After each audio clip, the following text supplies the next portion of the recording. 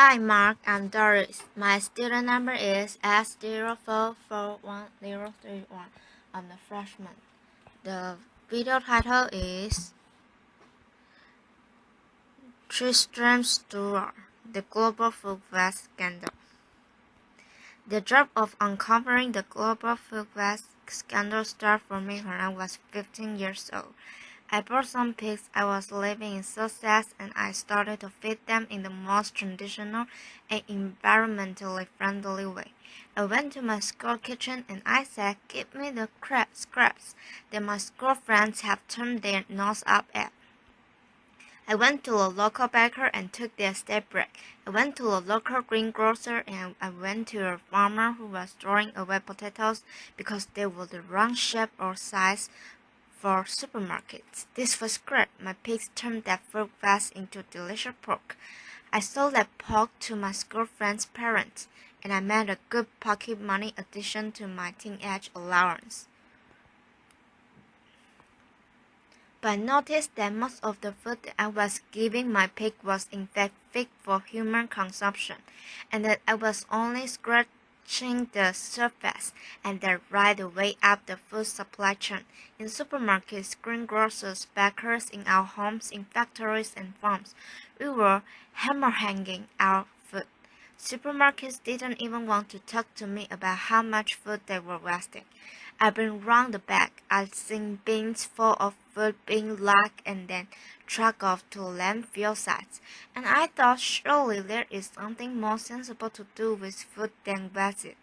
One morning when I was feeding my pigs, I noticed a particularly tasty-looking sun-dried tomato loaf that used to crop up from time to time. I grabbed hold of it, sat down, and ate my breakfast with my pigs. Laughter. That was the first act of what I later learned to call veganism, really an exhibition of the injustice of food waste, and the provision of the solution to food waste, which is simply to sit down and eat food rather than throwing it away. That became, as it were, a way of confronting large business in the business of wasting food, and exposing, most importantly, to the public that when we're talking about food being thrown away, we're not talking about rotten stuff, we're not talking about stuff that's beyond the pale.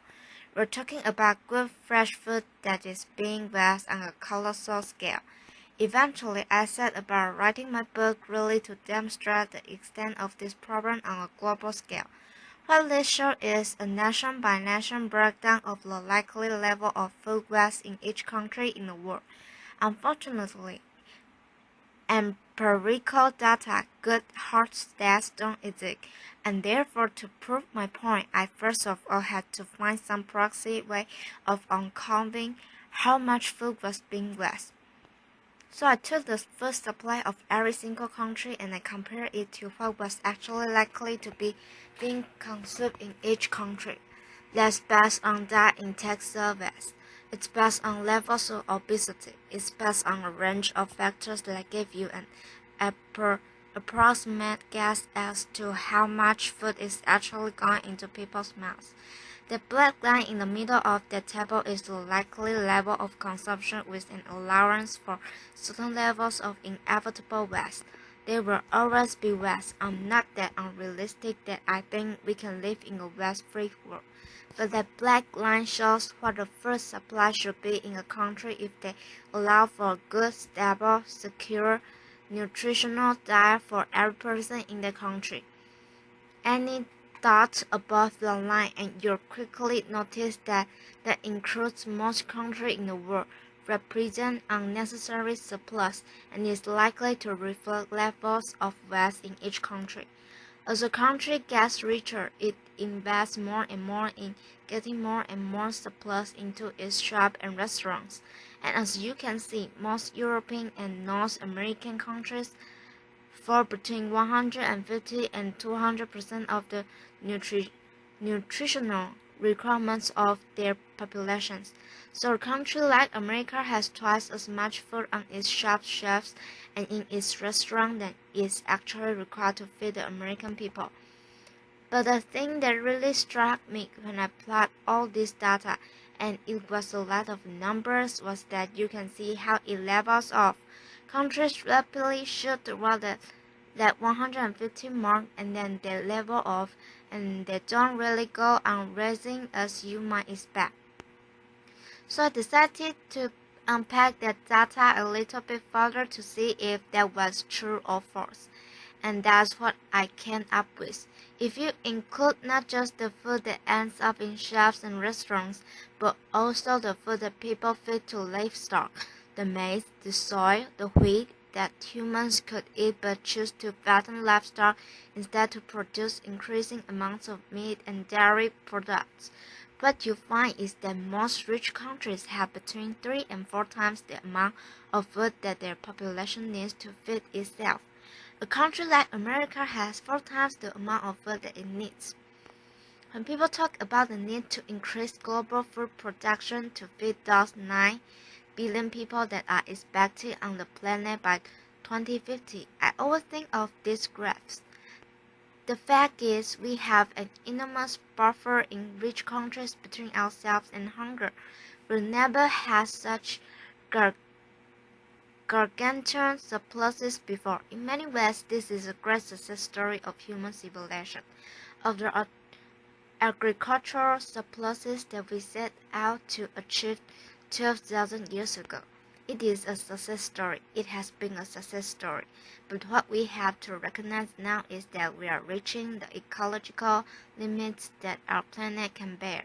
And when we chop down forests, as we are every day to grow more and more food, when we extract water from depleting water reserves, when we emit fossil fuel emissions in the gas to grow more and more food, and then we throw away so much of it, we have to think about what we can start saving.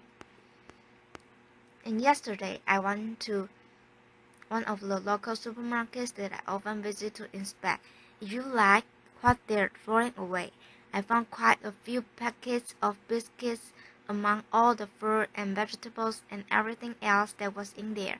And I thought, well, this could serve as a symbol for today. So I want you to imagine that these 9 biscuits that I found in the bin represent the global food supply, okay? We start out with 9, that's what's in field around the world every single year.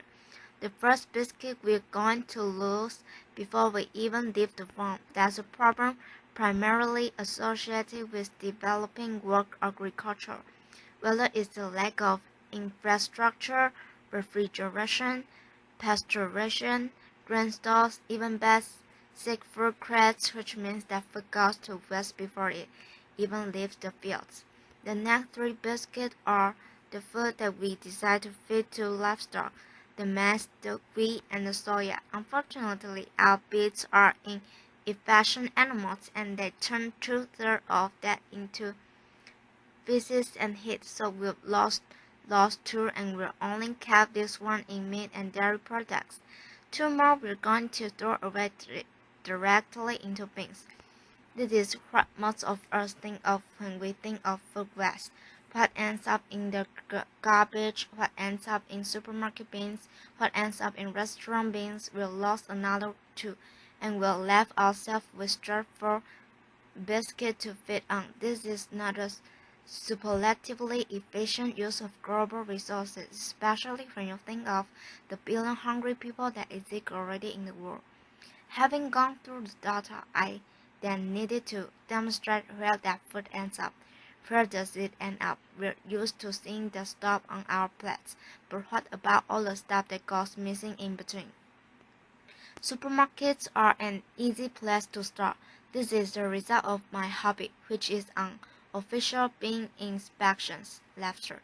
Strange you might think, but if we could rely on corporations to tell us what they were doing in the back of their stores, we wouldn't need to go sneaking around the back, opening up bins and having a look at what's inside.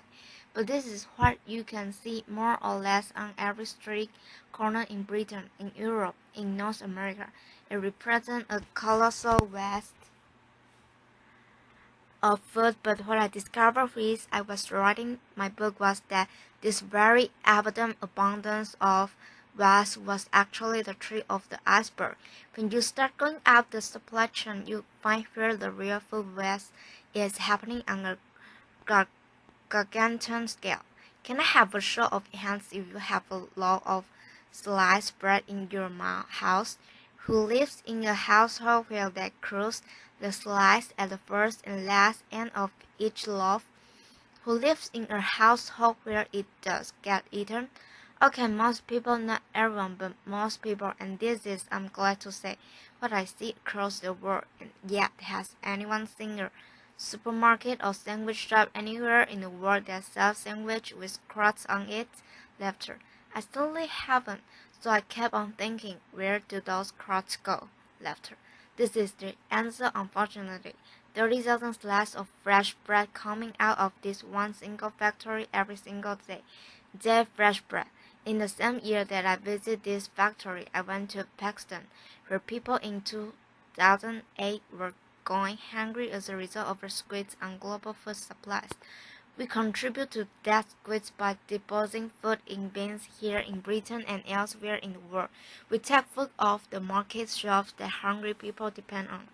Go one step up and you get to farmers who throw away sometimes their third or even more of their harvest because of cosmetic standards. This farmer, for example, has invested £16,000 in growing spinach, not one leaf of which he harvests because there was a little bit of grass growing in amongst it. Potatoes that are cosmetically imperfect, all going for pigs. Parsnips that are too small for supermarket specifications, tomatoes in Tenerife, oranges in Florida, bananas in Acudo, where I visited last year, all being discarded. This is one that was from one banana plantation in Acudo, all being discarded, perfectly edible because they're the wrong shape or size. If we do that to fruit and vegetables, you bet we can do it to animals too. Liver, lungs, heads, tails, kidneys, testicles, all of these things which are traditional, delicious, and nutritious parts of our gastronomy go to waste. Overconsumption has helped in Britain and America in the last 30 years. As a result, this stuff gets fed to dogs at best, or is incinerated. This man in Kashgar, Xinjiang province in western China, in serving up his national dish. It is called sheep's organs. It's delicious, it's nutritious, and as I learned when I went to Kashgar, it symbolized their taboo against food waste. I was sitting in a roadside cafe. A chef came to talk to me. I finished my bowl, and halfway through the conversation, he stopped talking and he started frowning into my bowl. I thought, my goodness, what tattoo have I broken? How have I insulted my horse? He pointed at 3 grains of rice at the bottom of my bowl, and he said, clean. Laughter. I thought, my God, you know I go around the world telling people to stop wasting food. This guy has thrashed me at my own game. Laughter. But it got me fast. It got me fast that we, the people, do have the power to stop this tragic waste of resources if we regard it as socially unacceptable to waste food on a colossal scale. If we make noise about it, tell corporations about it, tell governments we want to see an end to food waste, we do have the power to bring about that change.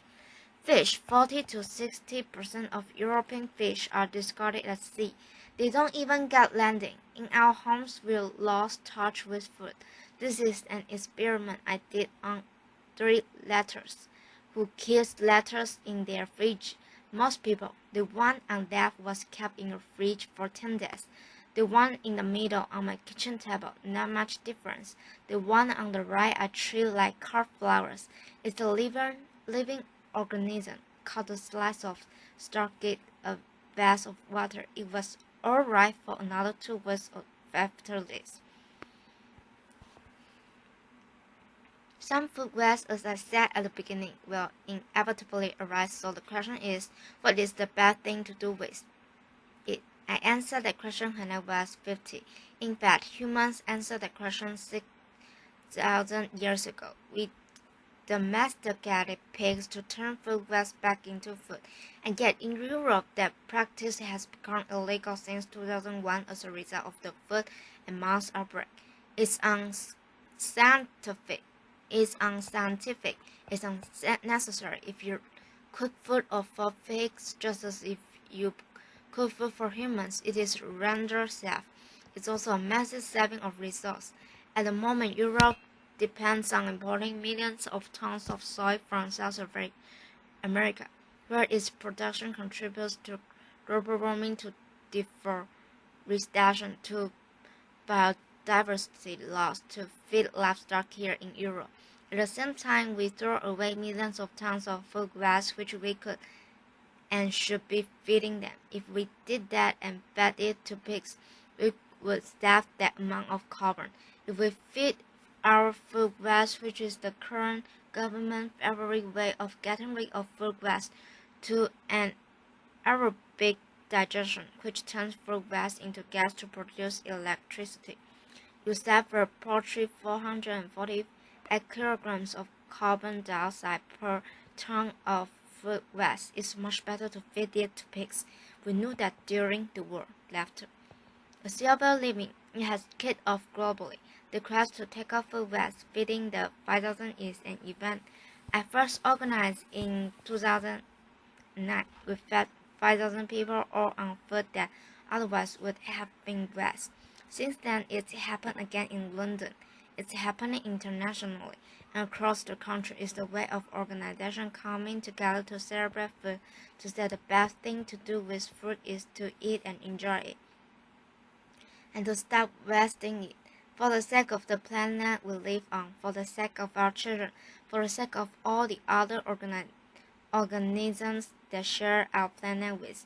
We are a terrestrial animal and we depend on our land for food. At the moment, we are trashing our land to grow food that no one eats. Stop wasting food. Thank you very much. Applause. Applause.